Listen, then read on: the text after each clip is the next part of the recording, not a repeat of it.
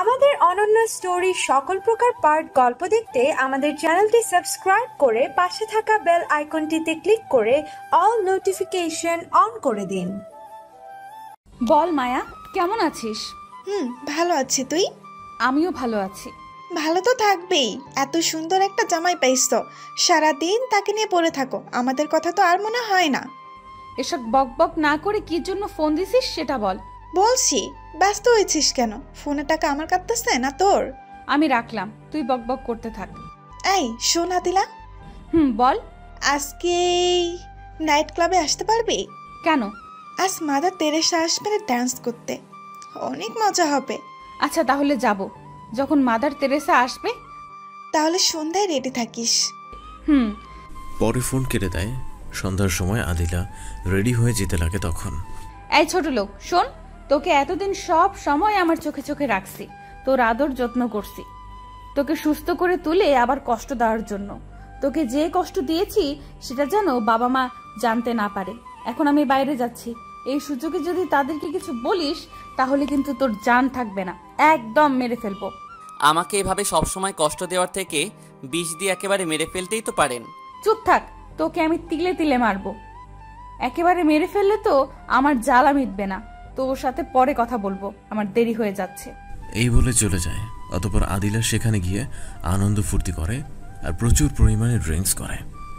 এদিকে শুভ একটা চেয়ারে বসে কিসের যেন পেপারে সাইন করছে। এমন সময় পেছন থেকে কে যেন তার গলা বাড়িয়ে ধরে। এই জানু, কি করছো? শুভ পেছন তাকাতেই ভূত দেখার মতো চমকে ওঠে, কারণ মেয়েটি ছিল আদিলা।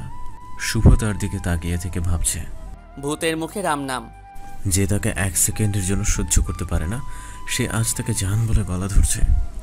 এই জানো, এভাবে তাকিয়ে কি দেখো? তুমি কি আমাকে কখনো দেখোনি? আচ্ছা দাঁড়াও। এই বলে আদিলা শুভর কোলে এসে বসে। এই বলে শুভর ঠোঁটের কাছাকাছি আদিলার ঠোঁট নিয়ে যায়।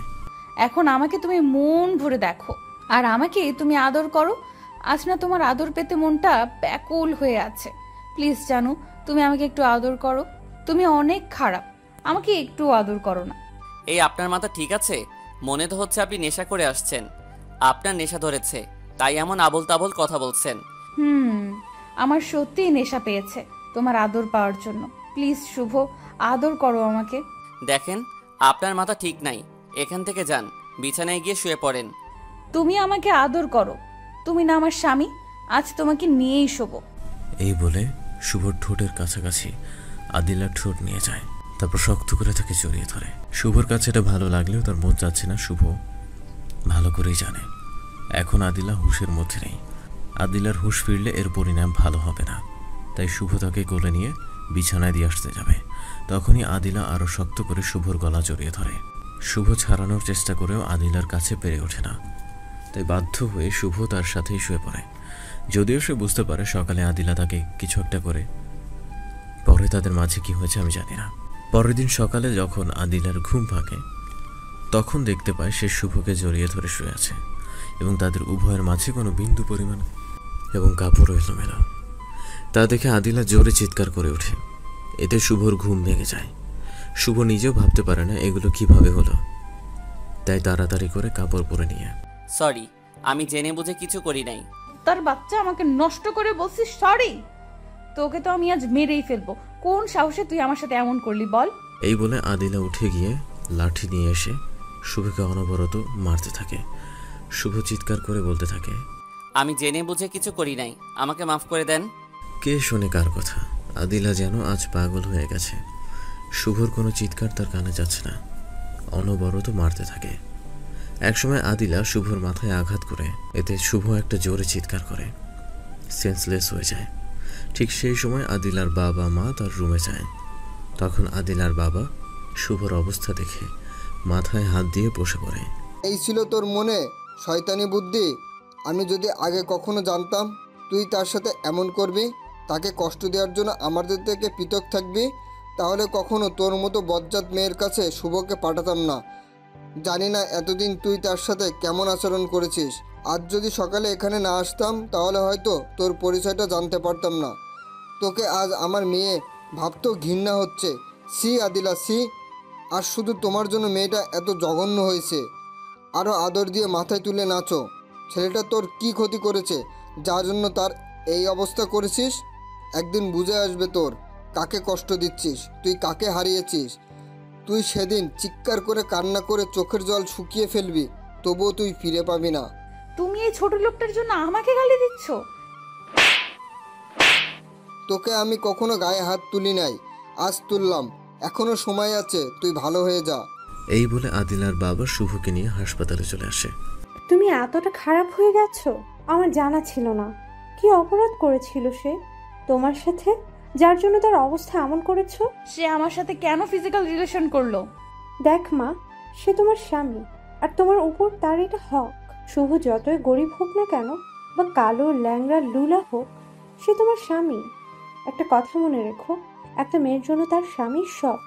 তুমি অনেক বড় অন্যায় করে ফেলছো মা। শেষমেশ তুমিও বললে আমি খারাপ।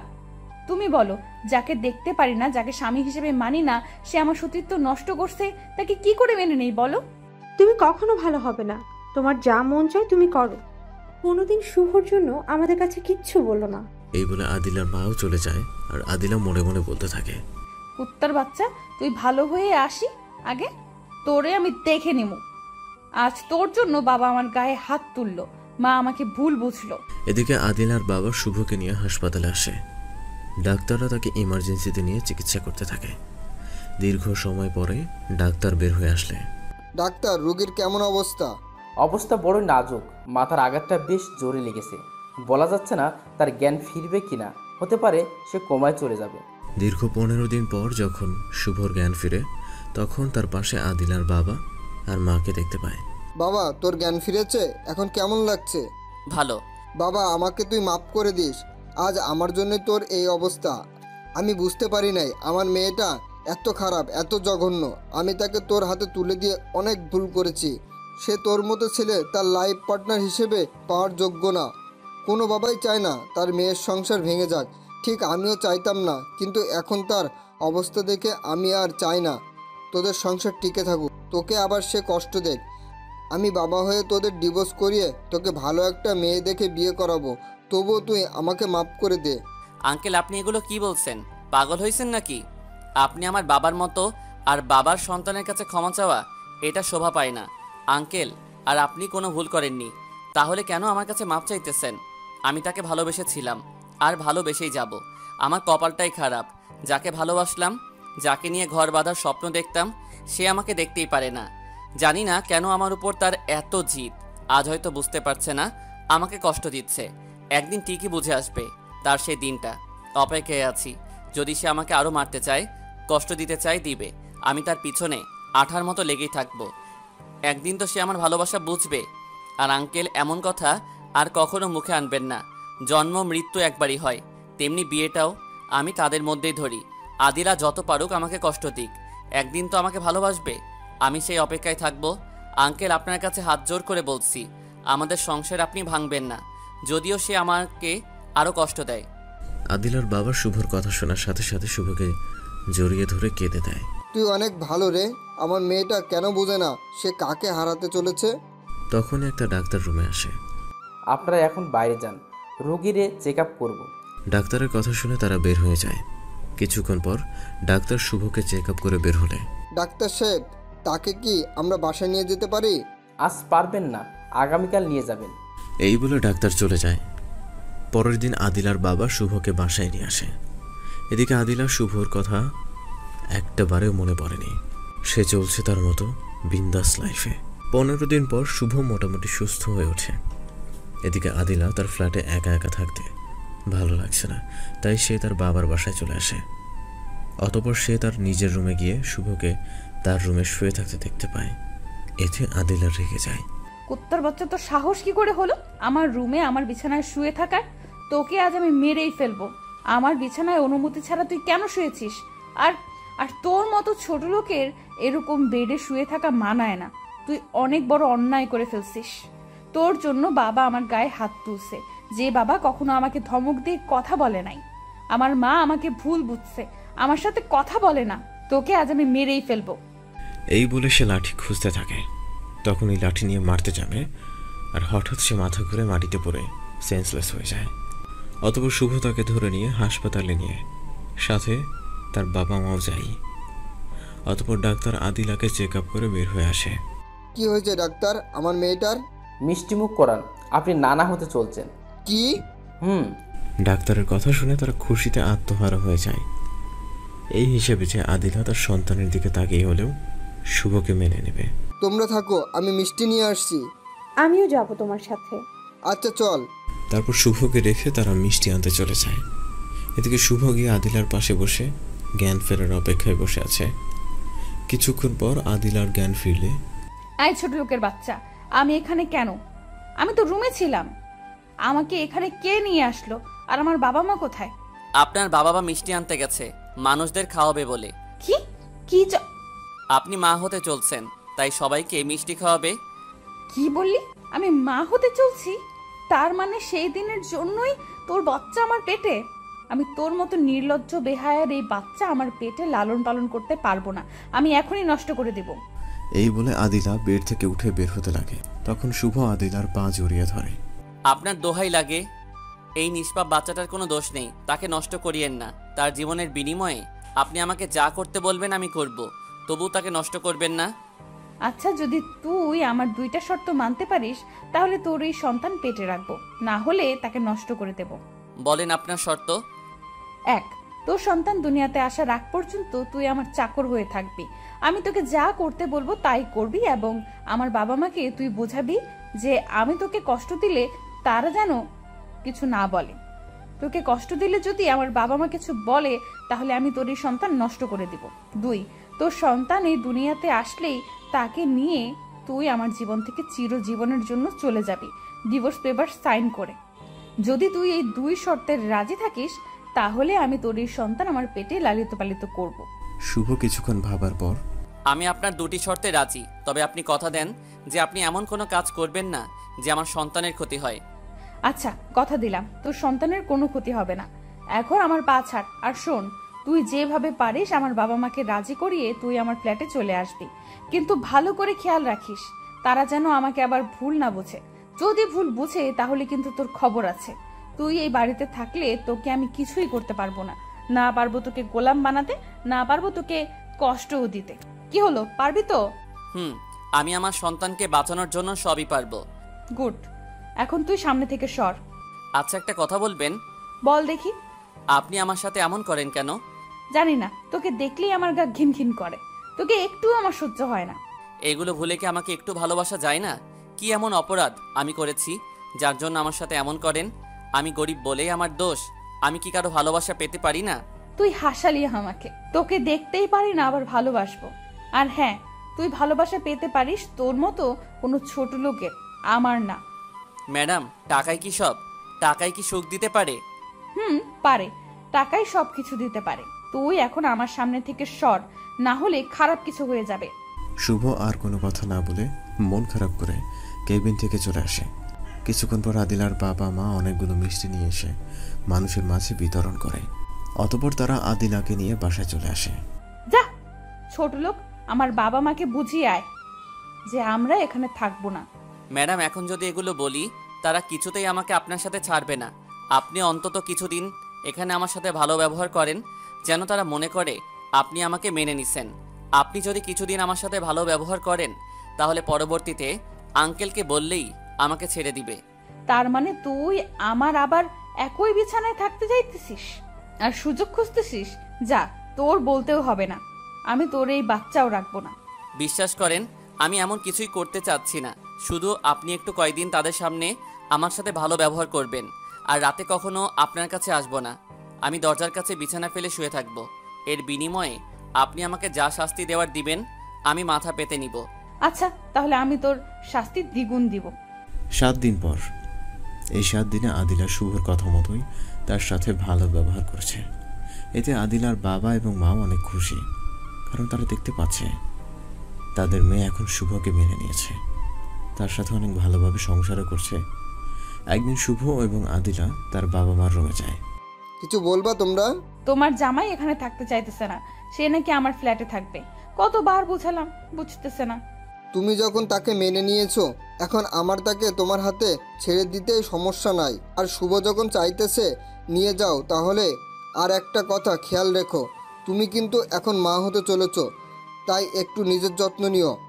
আর আমরা তোমাদের প্রায় দেখে আসব। আর শুভ, তুমি আমার মেয়েটাকে দেখে রেখো, সে এতদিন তোমাকে কষ্ট দিচ্ছে, সেগুলো ভুলে তাকে আপন করে নিও। কাকে দেখে রাখবো? যে সবসময় আমাকে অপমান আর মায়ের উপর রাখে। কাকে আপন করে নিব যে আমাকে দেখতেই পারে না? কি হলো, কি ভাবছো শুভ? কিছু না আঙ্কেল। তো যাও তাহলে। তারপর তারা সেখান থেকে চলে আসে আদিলার ফ্ল্যাটে। যা ছোট লোক, তোর সাথে এতদিন অভিনয় করতে করতে বোর হয়ে যাচ্ছিলাম, এখন একটু বিন্দাস ঘুরতে পারবো।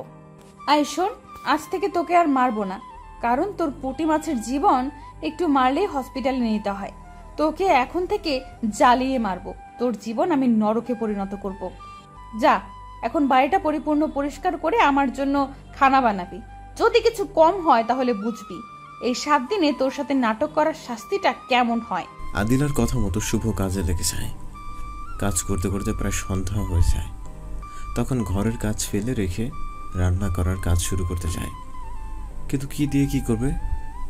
ভাত আর ডিম ভাজি ছাড়া কিছুই করতে সে জানে না, কারণ কোনো দিনও সে রান্না করেনি। তারপর এগুলো রাতে আদিলার সামনে দেয়। আদিলা সেগুলো দেখেই রেখে যায়। আয় কুত্তার বাচ্চা, তুই জানোস না আমি এগুলো খাই না? আর এটা কি ভাজি করছোস, পুরে কালো করে ফেলছিস? যা, ভালো কিছু রান্না করে নিয়ে আসবি। এই বলে ভাতের প্লেট শুভর মুখের উপর ছুঁড়ে মারে। এতে শুভর অনেকখানি কপাল ফেটে যায়। কি রে, এভাবে দাঁড়িয়ে থাকলি যে? যা তাড়াতাড়ি, ক্ষুধার কারণে পেটে ইঁদুর লাফাচ্ছে, না হলে তোকে এখন খুন করে ফেলবো। এভাবেই আদিলা শুভকে প্রত্যেক দিন একটা না একটা কাজে ভুল ধরে কষ্ট দিতে থাকে। অবশেষে ডেলিভারির দিন যত কাছে আসতে থাকে তত আদিলা দুর্বল হতে থাকে। একদিন আদিলার প্রচণ্ড জ্বর আসে। শুভ আদিলার মাথায় জলপট্টি দিতে যায়। তখনই আদিলা, তুই আমাকে স্পর্শ করবি না, আমি জ্বরের কারণে মরবো না। প্লিজ আদিলা, তুমি এখন অসুস্থ। আজকের দিনের জন্য আমার উপরে সমস্ত রাগ অভিমান ভুলে যাও। তুমি সুস্থ হও আগে, তারপর যা কিছু করতে পারো আমি মাথা পেতে নিব। এখন একটু তোমার সেবা করতে দাও। আর তুমি কথা দিয়েছিলে তুমি এমন কোনো কাজ করবে না যাতে তোমার পেটে আমার সন্তানের ক্ষতি হয়। এখন যদি তুমি এভাবে থাকো তাহলে আমার সন্তানের ক্ষতি হবে, এটা কিন্তু কথা ছিল না। তখন শুভ আদিলার মাথায় জলপট্টি দিতে থাকে। এভাবে 2 দিন কেটে যায়। একদিন রাতে জ্বরটা একটু হালকা হলে, তুমি এভাবেই শুয়ে থাকো, আমি তোমার জন্য কিছু নরম খাবার রান্না করে আনছি। বাই দ্য ওয়ে, একটা কথা বলতে ভুলে গেছি। এতদিনে শুভ অনেক খাবার রান্না করা শিখে গেছে। কিছুক্ষণ পর শুভ আদিলার জন্য খাবার নিয়ে আসে। আদিলাকে নিজ হাতে খাইয়ে দেয়, কিন্তু শুভ তাকে এক সাইড থেকে দেওয়ার কারণে আদিলা ভালো করে খেতেও পারে না। তাই শুভ আদিলার মাথার নিচ পায়ের উপর নিয়ে তাকে খাওয়াইয়ে দিতে থাকে। খাওয়া শেষ হলে শুভ তাকে জ্বরের ঔষধ খাইয়ে দেয়। আদিলা ঔষধ খেয়ে আস্তে আস্তে ঘুমিয়ে যায়। এদিকে শুভ আদিলার মুখের দিকে তাকিয়ে ভাবতে থাকে, কি সুন্দর এই মায়াবী চেহারা, দেখতে একদম নিষ্পাপ মনে হচ্ছে। কেন যে সে এমন করে? আমাকে একটু ভালোবাসলে কি এমন ক্ষতি হতো?